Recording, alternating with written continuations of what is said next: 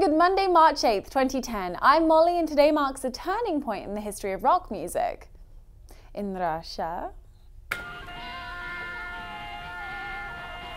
it was the Tbilisi Rocket Festival today in 1980, which represented the first ever in the Soviet Union, considered by many to be the Soviet Woodstock.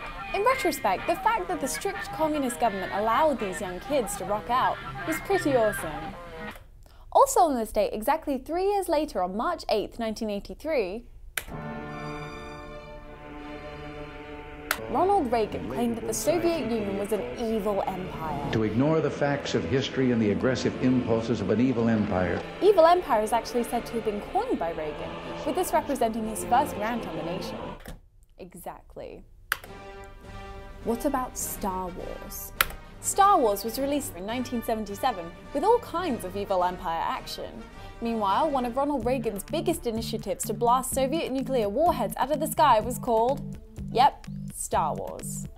Call it what you want, totalitarianism, hypocrisy, the Force, it's all the same to me. On the flip side, all across the UK, classical music is being played over loudspeakers at bus stops, at school, detention centres and other public places as an attempt to deter young people from loitering and in general calm anarchy. At West Park School in Derby, misbehaving students are forced to endure 2 hours of classical music, not only as a relaxant, but as a means of discouraging future outbursts. Also a nice way to encourage associating Mozart with punishment, ruining any last bit of appreciation left for the musical arts. Here's some good news. The yellow-spotted bell frog, thought to be extinct for the last 30 years, has been found alive!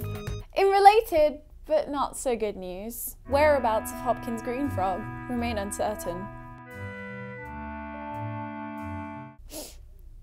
In sports, it's all about the video game Portal. Despite popular opinion, the cake is not a lie. Given that you've had 3 years to play and beat Portal and find that out for yourself, I won't apologise for that spoiler, especially since there are plenty of new surprises from Aperture Science on the way. On Friday, Valve officially announced that Portal 2, the sequel to the award-winning 2007 physics puzzle game, would be released during the 2010 holiday season. Only 292 sleeps left till Christmas. Certain letters in the related press release were underlined, together spelling out Dratman Honey. Through the collective efforts of Portal fans across the web, Dratman was determined to be the login name, and Honey to be the password for logging into a BBS at 425-822-5251.